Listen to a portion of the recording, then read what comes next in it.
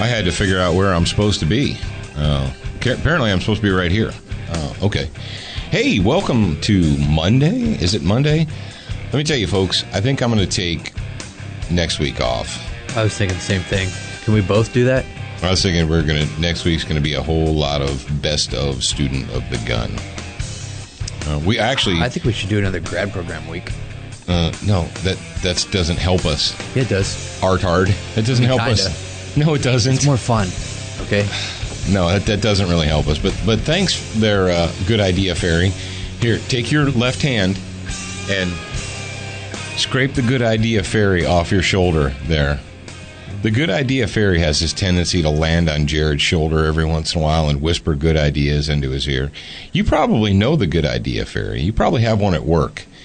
If you are a manager or a supervisor or superintendent or anything at any kind of a job, you probably have one or two people that work for you that frequently the Good Idea Fairy will land on their shoulder and just start whispering good ideas into their ears. But it is Monday.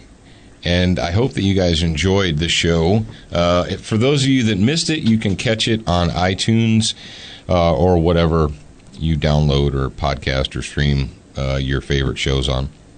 I'm not sure if Gun Talk Radio is on all of the same outlets that we are, but I know they're on iTunes for sure.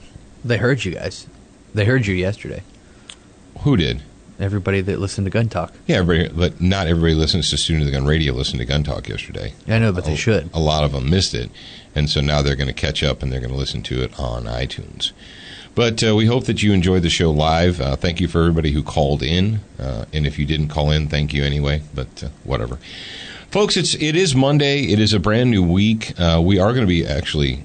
Not joking, Jared and I are going to be actually very, very busy during the coming week or so. We're going to go to Texas to visit our friends in Texas in a place called Nacogdoches or Nacogdoches, depending.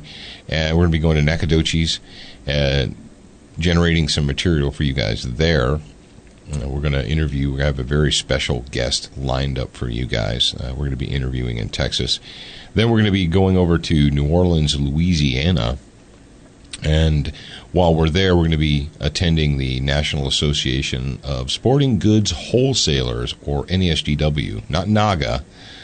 Was Jared, you put who's going to be attending NASGW, and so he's like, I'll be there, but you spelled it wrong. My fighter friends are like, I'll be there, but you spelled it wrong. I was like, that's not it. NAGA is different from NASGW. Nagswil. No, we're going to be... NASGW it's an industry show, and it's only for sporting goods wholesalers, manufacturers, and what have you. So we're going to be seeing and talking to a lot of our good friends, our sponsor friends, and our friends in the industry there. It's a lot smaller than an NRA annual meeting or a SHOT Show. So I'm actually looking very, very forward to that, because quite frankly, I'm sick of fighting the crowds in Las Vegas. I'm basically done with that. All right. Today, Jared, who is our featured sponsor of the week? That is a very good question. But I'm about to look. And what Jared's going to do is this is going to be week number 6 of the featured sponsor of the week. And thank you. I want to take a moment before we proceed to thank everybody who listens to Student of the Gun Radio and who took the time, took a grand total of 30 seconds to 1 minute out of your life to go over to our sponsors' Facebook pages, whether it was Frog Lube or SWAT Fuel or Velocity Triggers. Who else has already been featured? We did Crossbreed. Crossbreed. We did Crossbreed, Duracoat. This week is Velocity. Going to be Century. Century Arms. Okay, yeah. Century Arms. This week's featured sponsor of the week is Century Arms at centuryarms.com, and you can check them out. Jared's going to put the Facebook link up for you guys as well. So if you go to the show notes, you should know, but I'll remind you, because it seems like sometimes people forget or they don't listen louder, that if you want to get all the links, everything we talk about, the story, source material, and what have you, you can go over to studentofthegunradio.com. put those words together, studentofthegunradio.com, and click on whatever episode it is, dive in there, and there's going to be links to our sponsored pages, to the source material. If I talk about a story and I say, hey, this story is from foxnews.com, /US/government/ what's happening now, it's going to be there. And you may want to share that with your friends and family. You're like, hey, that's an interesting story, but, I didn't catch it all. Well, there you go. Another way that you can always access the radio show is through the mobile app. You can access the mobile app via your iPad, your iPhone, your Android phone. Go to the Google Play Store and just type in the words Student of the Gun. That is us, and you'll get a couple of different options. One is to listen to the show. The other one is to download the mobile app. Same thing with your iTunes store or your iStore or whatever they call it. Is it just iTunes Store? Where you're on the Apple mobile Store. App? Apple Store. The App Store, That's whatever. what it is. I'm not an Apple guy. But it is free. And the reason it is free, ironically so, is because of our friends at Century Arms. They are the official sponsor of the mobile app. That's why you don't have to pay for it. So check those guys out. Go to their Facebook page. Their Facebook page is actually blowing up here lately. It's if you haven't, I'm going to say this to you. A lot of you guys out there in the audience, a lot of you folks have been gun people for a long time. I know some of you are new, but a lot of you are like, oh, no, man, Century Arms. I knew a guy who bought a washer from them in 2004, and it was, the frame, blah, blah, blah, blah. It's like, dude, if you haven't taken a look at Century Arms lately, like in the last 12 to 18 months, you'll be surprised. Go over there, look at their website, see the products that they've got offered, the material that they have offered. Century started out long time ago basically just importing surplus guns. That's all they did, was they imported war surplus guns. Back 20-some years ago, 30 years ago, it was your bolt-action Mausers and the Gaunts and thises and that's and so forth. And so Century kind of got a rep for cheap import guns. That was their thing. But they've been building guns, and they actually make made in the USA 100% AKs. Every single piece of that AK, if it's a C39, C39 Micro, C39 pistol, the C39 RPK, every single component on that is manufactured within the borders of the United States of America. You got that? Yeah, no kidding. And I'm going to tell you guys this right now. If you've been vacillating, if you've been kind of hemming and hawing around, you're like, oh, I've been thinking about buying an AK, but I don't know. And, here's the deal. You want to hear what the deal is? I'm about to tell you. If you've been thinking about it but haven't yet convinced yourself, stop thinking about it and go buy the gun. There are things that are happening in the world right now that are going to make the availability of Autovat Kalashnikov and import AKs more difficult. Things are happening in the world right now, and you're going to be hearing about it in the very near future, about AKs, import AKs being more scarce. So, and anytime something becomes scarce, what happens? Those that are here, the prices are going to go up. So what I'm telling you right now, take my word if you want. If you don't, I don't care. You're an American, do what you want. But if you've been on the fence and you're thinking, well, I kind of been thinking about it, I've been looking, trying to get a good deal and so forth. Brothers and sisters, you want an AK, find yourself an AK and buy it. Because if you try and wait until November, December, or later, what's going to happen is everyone else in the world, or in the American gun buying world, is going to realize that there are import issues. And when they realize the import issues are happening, the guns that are available are going to go up in price. That's what's going to happen. So you can either take my advice or don't. You are an American. All right, today is Monday, and because it is Monday, it is SWAT Fuel Warrior of the Week Day. And you guys know that you can call in and participate in the show. You call in at 682-207-7684 or 207-SOTG. And if you are a member of the grad program and you don't know the number, you are wrong. So you guys know. They don't have to have it memorized. They just need to know where to find it. But some people have it in their contacts. Yeah, some people do have it in there. You rock on. But you can, if you've got the mobile app, you just tap the little thing that says "Contact Us," and let me pull it up. Yeah, if you're member of the, I'm going to check the mobile app stats, and if I find out that if you don't have the grad if you're a member of the grad program and you don't have the app downloaded, there's going to be repercussions. I just don't know what they are, and that should scare you. Uh-oh, Jared is threatening repercussions. Oh, no. Come on, Jared, be nice. I thought you were the nice one. I thought you were the sometimes. good cop. Am I? I'm supposed to be the bad cop. Well, No. I have actually two personalities. I'm actually the good cop and the bad Okay, cop. on the mobile app, I'm looking at it on my phone right now. Are you? The very center button, the one that's right in the middle, is the Call Us button. And there's one that says call the SOTG World Headquarters, although I hope you didn't call on Friday because the artards that were working on the ditches cut through the phone lines. Thank you, artards. I'm a mongoloid. I know how to work a backhoe. Oh, were there wires down there? Oh, I wonder what those wires were for, Jim.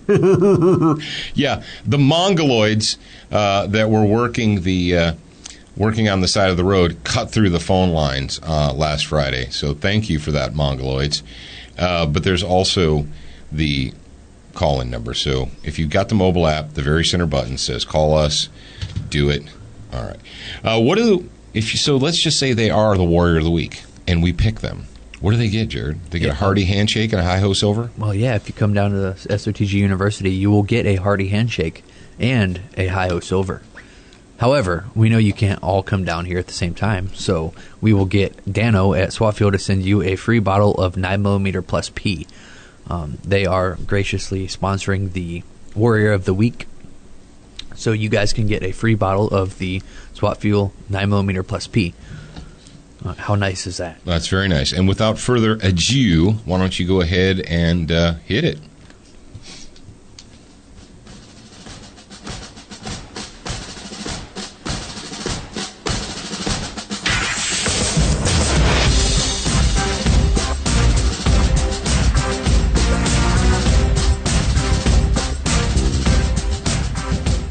Hey, John Red here, calling from Canada.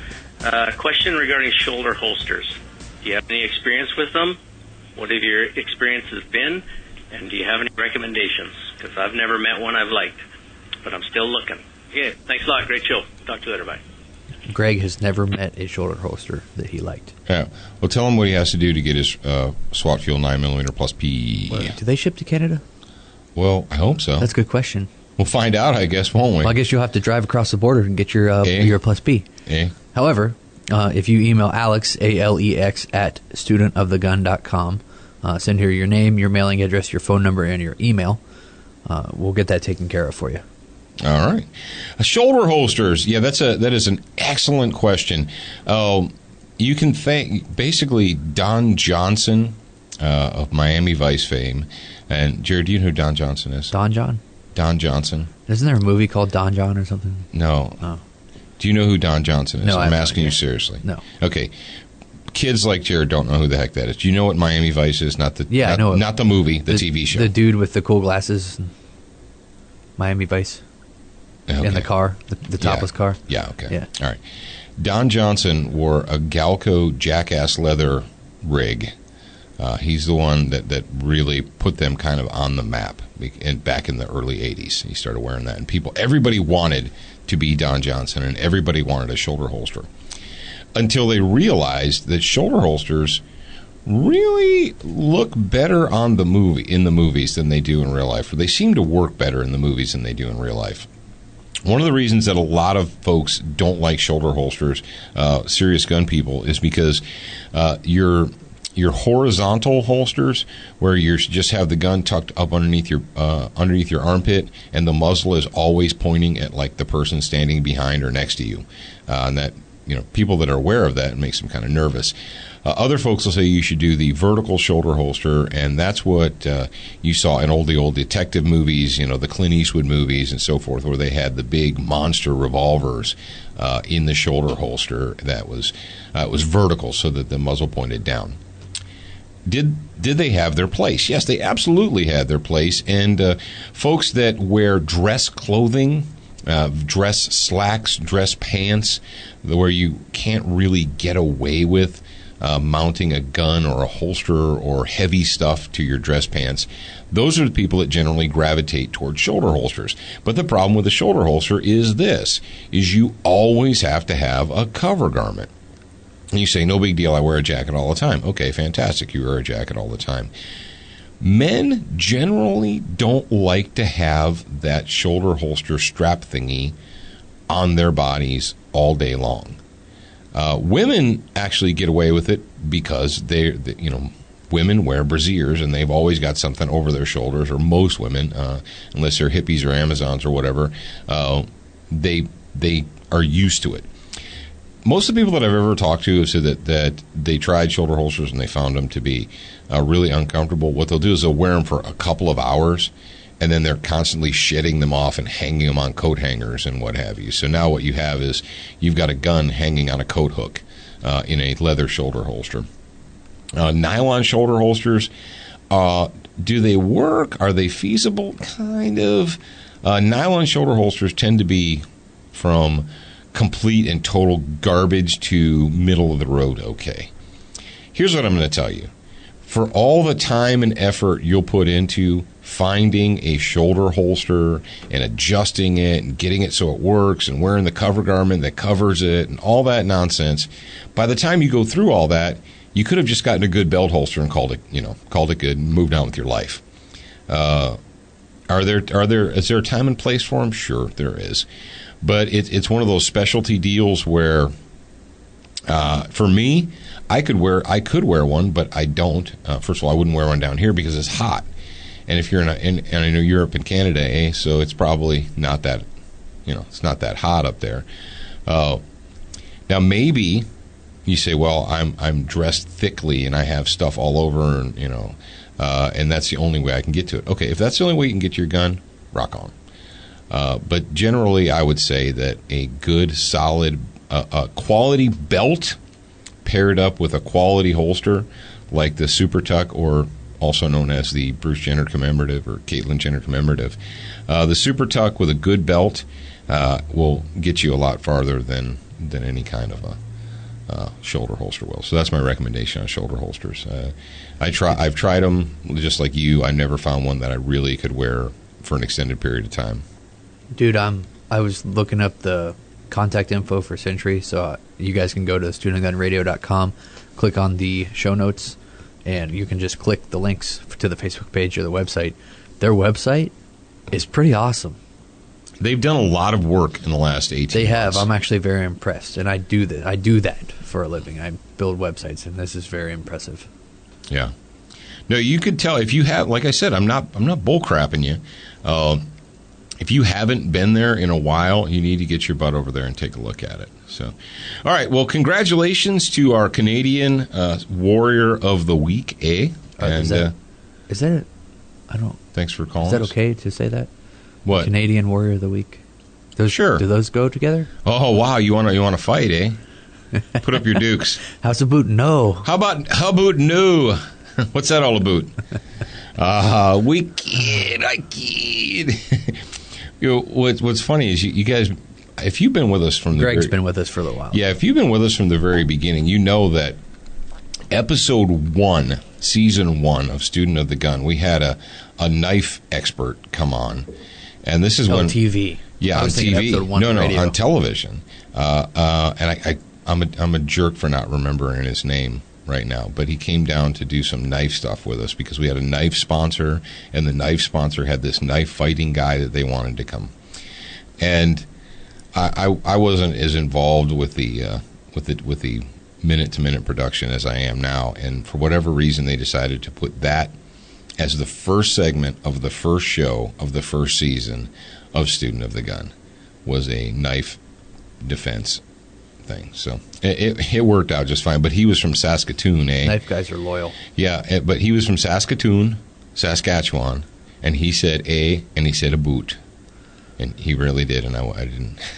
I remember him. It was so cute. Yeah, we went and ate lunch with him at the Chinese buffet. Yeah, and then we went to the yard to stab the knives through the car hoods to break, and stuff. Yeah, break car windows and stuff. Yeah, that was a fun day. Okay.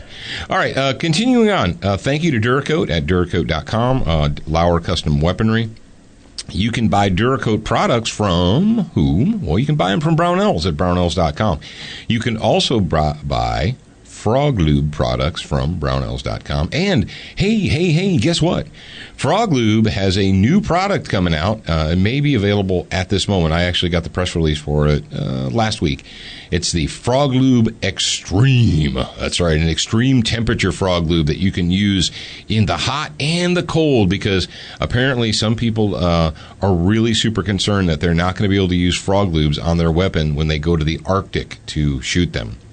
So now you're all fresh out of excuses. All of you guys are like, yeah, Frog Lube's okay, but when I go up to above the Arctic Circle to hunt muskox, I can't put it on my guns up there.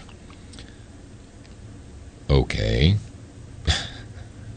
You can't put regular CLP on them either, but okay. So Frog Lube Extreme is going to be coming out. If it's not available now, it will be available very, very, very, very soon. So keep your eyes and ears peeled for that. All right, with that, we talked about guns, we talked about holsters, we talked about all kinds of cool stuff. Let's talk about what happens if you happen to still live in a slave state, which you shouldn't, but apparently some people still do. I'd like to teach you all the rules. I get to see them set in stone. I like it when you chain me to the bed, but then you see it's never shown. Yeah, the following story is not so much about guns. It's not about ammunition. It's not about knives or holsters or anything like that. It's about something that's a little bit more important than all that. Like, well, what could be more important than guns and ammo and holsters and knives? This little thing called liberty. What? Liberty? You mean that word that all those old white guys back in 1776, that word that they were always talking about, liberty? I don't even know what that means in America today. And apparently most people don't know what liberty means. This story is from foxnews.com, and it was made, I was made aware of this story by my beautiful bride, who said, "Did you see this?" I said, "Thank you for raising my blood pressure." No, I didn't, but now I do. Son gets $1,500 speeding ticket while racing ailing father or dad to the hospital. Yes, I didn't say $15. I said, and I asked her, I said, "Are you sure it's not $150?" She says, no, it's $1,500.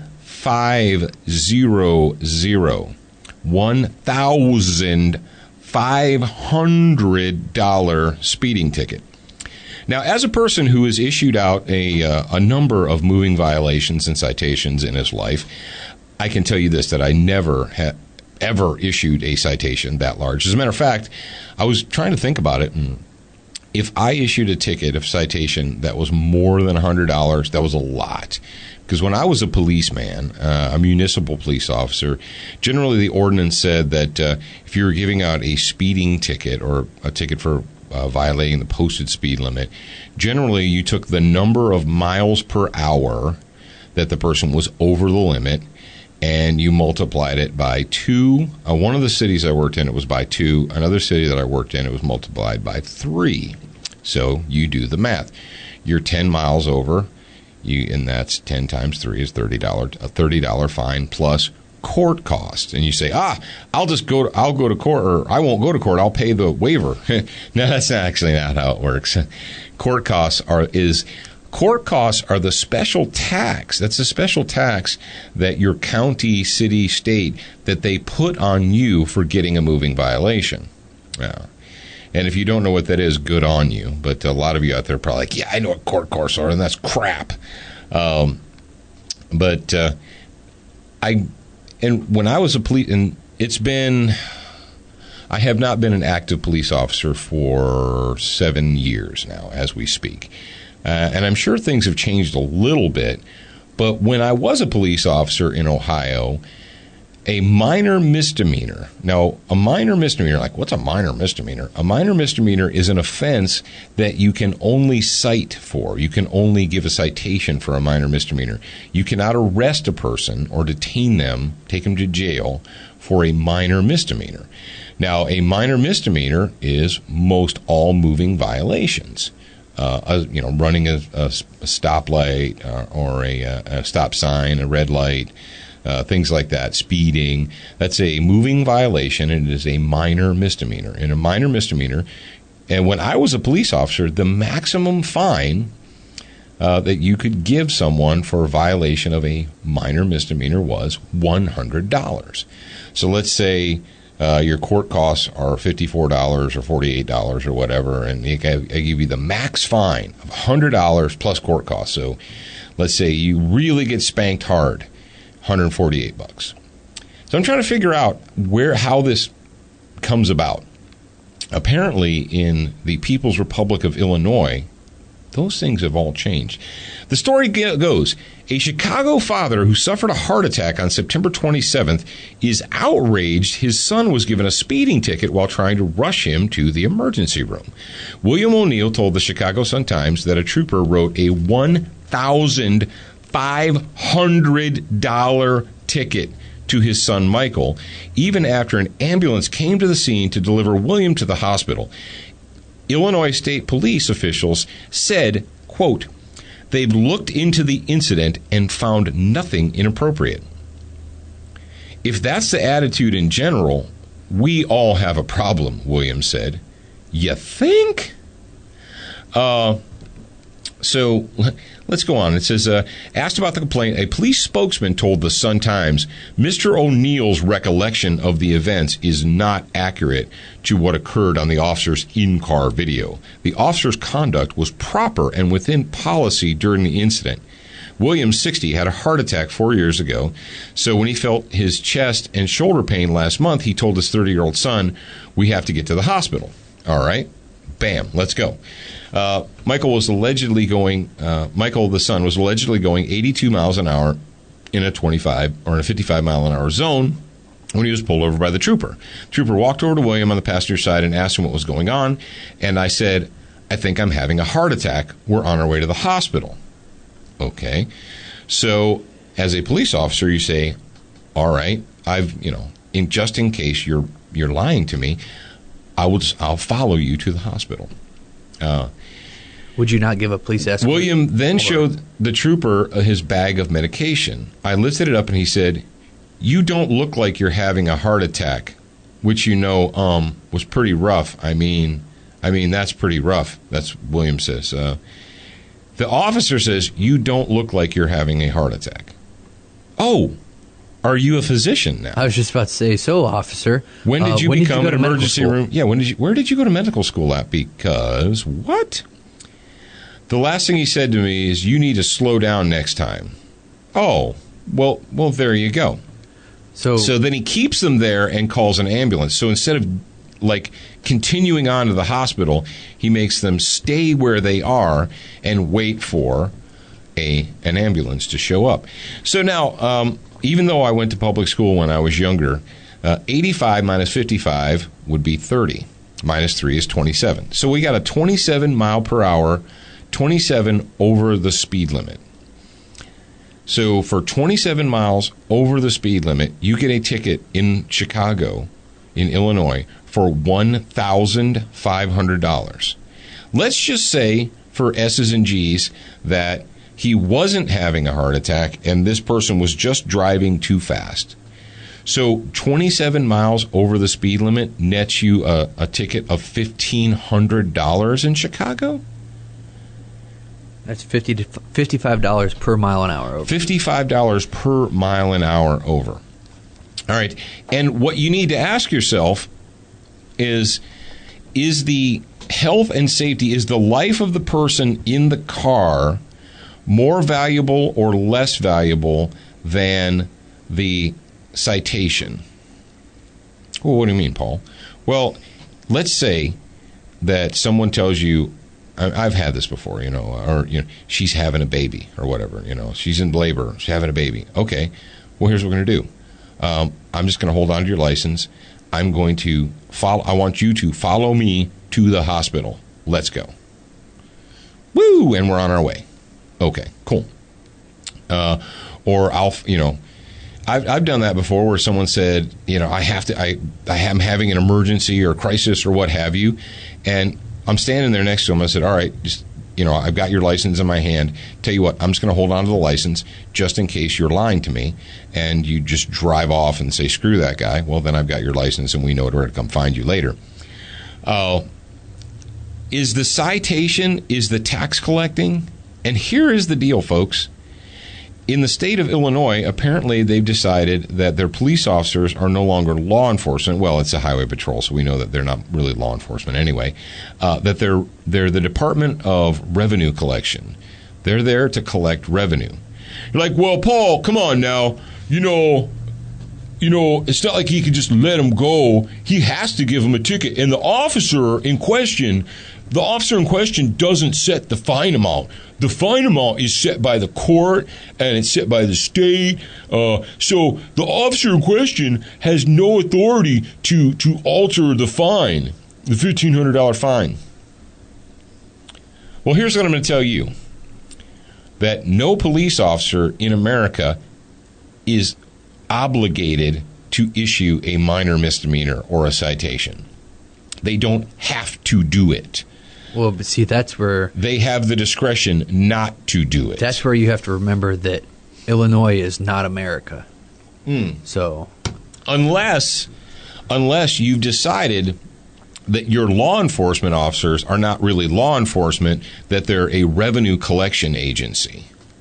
Folks, that story, and we linked it in the show notes. You can read it for yourself. You're like, oh, I don't believe that's true. I don't believe it's true. $1,500 for speeding in Chicago? Jared, remind me once again, never, ever, ever to go back to Chicago ever again. Don't ever, ever, ever go back to Chicago ever again. Okay, there you go. Thank you for reminding me to do that. All right. And that's just like Forrest Gump said. That's all I have to say about that. You guys can chew on that yourselves. Velocity triggers. Toxicity has a velocity trigger. That's right. My new favorite gun, Toxicity. You know what I've decided I'm going to do, Jared? I've got an Aimpoint PRO optic. And if you guys are looking for an inexpensive but super high quality optic that's a lot less than like an ACOG or a Comp M4 or what have you, Aimpoint makes an optic called the PRO, the Patrol Rifle Optic. You can get them from Brownells or wherever you feel like buying them from, but they're around $400. And they come from Aimpoint, so they're hard as nails. They're tough. They use different batteries than their normal ones, but you can get over that. Get yourself a couple of batteries. And they last for, like, the battery life is something like 1,000 hours or something insane like that. It's crazy. But I didn't even tell Jared this yet. You know the PRO optic that we've got on that other rifle who doesn't sponsor the show? Yeah. I decided that I'm going to take that off and I'm going to put it onto onto my new favorite gun, Toxicity. In the city. Toxicity. And Toxicity has a velocity trigger in it. We already talked about Crossbreed holsters and the Caitlyn Jenner commemorative Super Tuck. So... Does your gun have a theme song? No, it doesn't have a theme song. I think I have one for it. Oh, you do? I mean, not that I can play right now. Oh, okay. Well, there you go. I have one in mind. All right. So check those guys out at velocitytriggers.com, designed for precision. And we talked about the Caitlyn Jenner commemorative Super Tuck holster, but we didn't say that they should go to crossbreedholsters.com. So there. That's been done now. The main story I want to talk about today is just something that we posted on the Student of the Gun Facebook page last week. And it was a picture that was taken a couple of years ago. It was of peasants in Connecticut standing in line to seek permission from the commissar, seek permission from the state to possess firearms, to possess lawfully purchased, lawfully owned objects that, in a state of emergency and crisis, the slave masters in Connecticut decided that they didn't need to have those anymore. And if they wanted to keep them, that they first needed to beg the state for permission to keep them. Now, I've had people tell me over the last couple of years, I bring this up, and, you know, that photo is one that's going to go down in history. I'm telling you, that is going to be one of the more famous photos. It's going to be a photo out of a moment in time when things changed in America. And it's a photo of mostly, I'm sure, men. I didn't see any women in there, but you can make out the features of the first couple of people in line, and then, of course, it goes out of focus, as the line trails off. But the line's several hundred people long, and I've had people tell me, these reasonable folks from New England, they're like, "Oh, come on now, Paul, come on. You don't understand. The people that got in line to register their magazines and register their rifles with the state, that was a small percentage. That was a small percentage. Really? It was a small percentage. Oh yeah, a small percentage of people. It's like you can't throw out these blanket statements. Hey, it's 2015 right now. As we record this, it's October of 2015. Have all of you free men and free women in the People's Republic of Connecticut, have you overthrown the slave masters who imposed that on you, and have you rescinded that law? Is that law no longer on the books? And all of the people that were responsible for passing it, are they gone? Are they out of office currently? I'm sorry, what did you say? You said no? You said that the bill is still intact and that the people who are responsible for it, the vast majority of them, are still in office?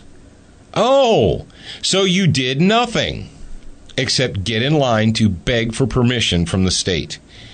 That picture is literally worth thousands of words. That is what happens when you put your toys ahead of your liberty. When you put your comfort ahead of freedom, ahead of liberty. When you're more concerned about getting permission to keep a toy. Well, that's not a toy. That's a fighting tool. Really? I looked at that picture. Jared, did you look at that picture a couple of times? Yeah, sure. Did you see any fighting tools in the hands of the people standing in line there? No. No, don't tell me it's a fighting tool. It's a toy. It's an object. It might be a sporting implement for you. Don't tell me that you're standing in line to register and get permission to keep your fighting tools. Because if you have to stand in line to ask permission from the slave masters to keep it, it's obviously not a fighting tool.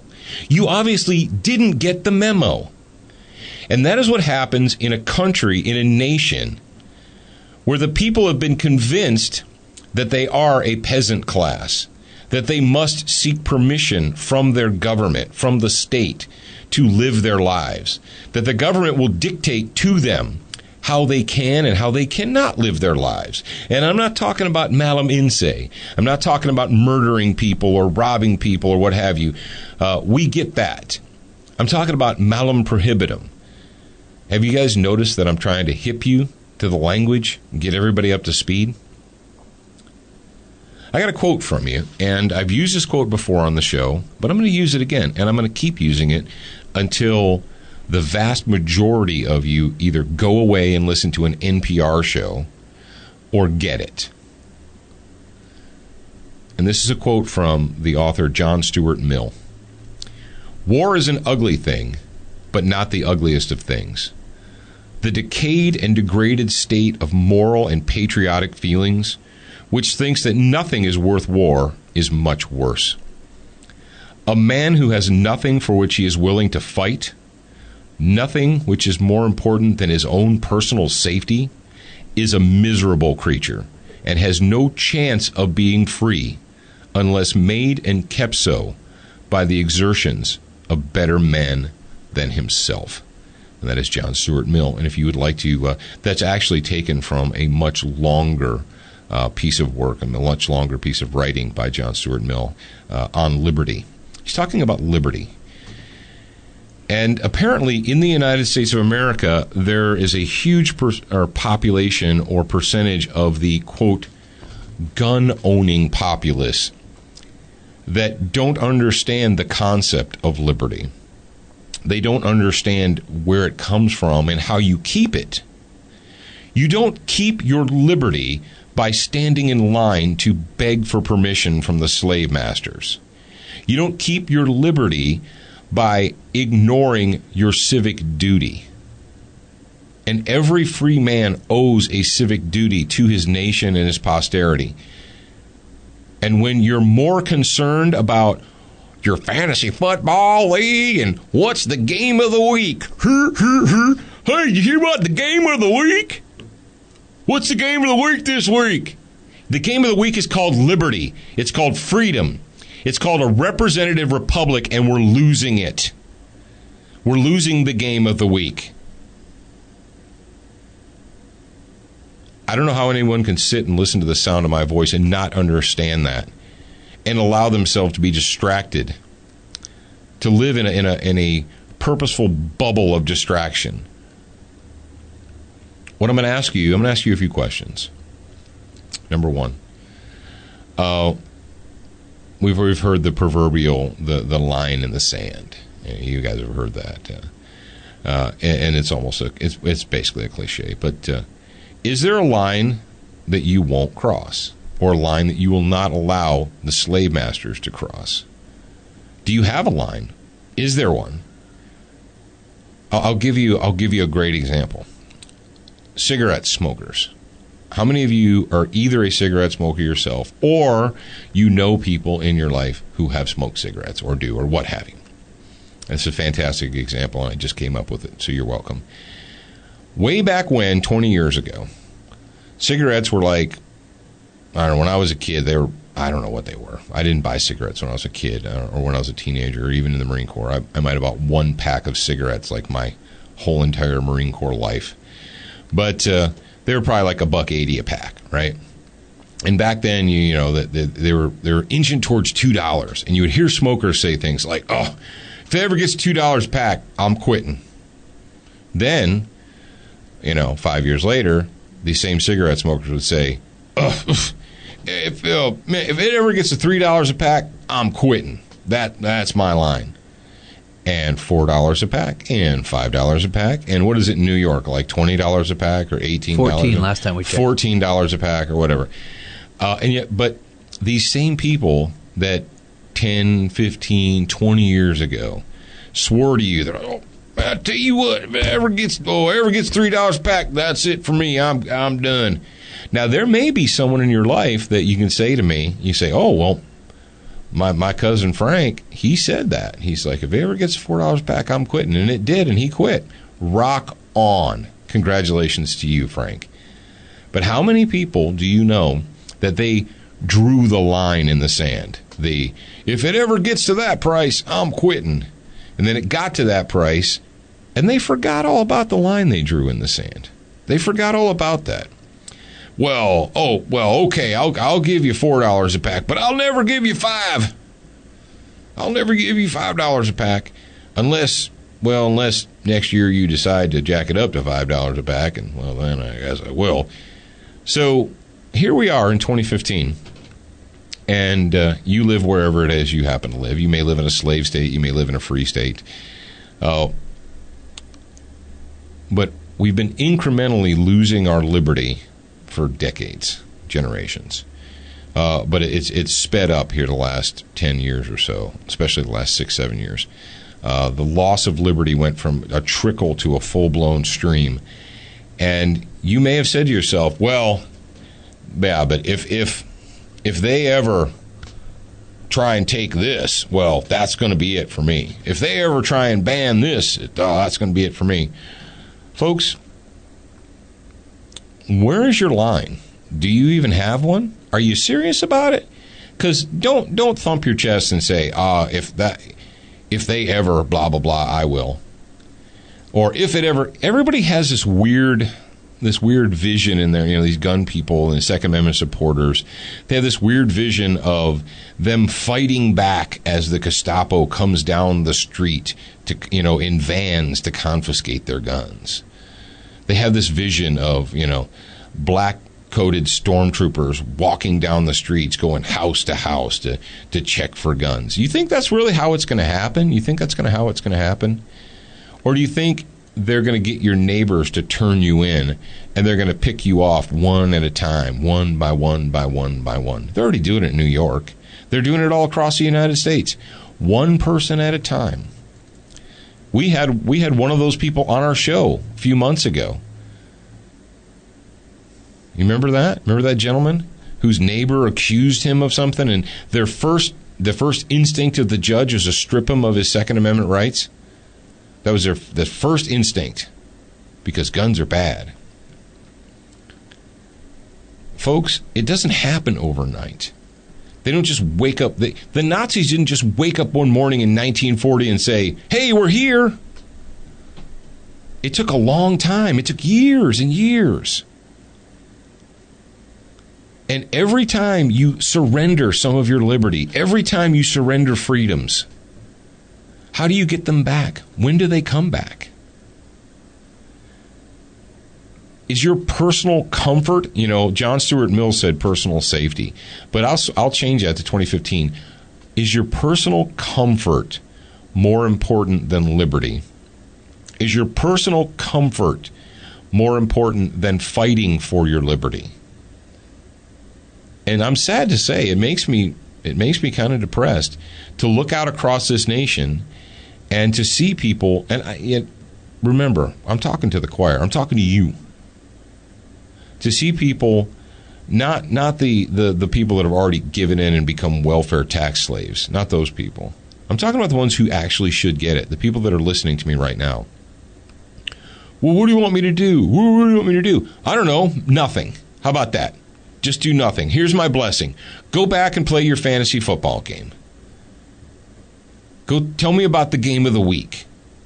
Tell me about the Kardashians or the whatevers. Because you obviously don't give a crap about this country. You care more about, and when it comes down to it, Jared, I'm not going to talk about it right now because we're running out of time, but, people that are more worried about playing games and engaging in their favorite hobby than they are about preserving the representative republic that is the United States of America. Well, but it's hard to think, and it's easy to have a hobby. So. Yeah, hobbies are fun. I like fun stuff.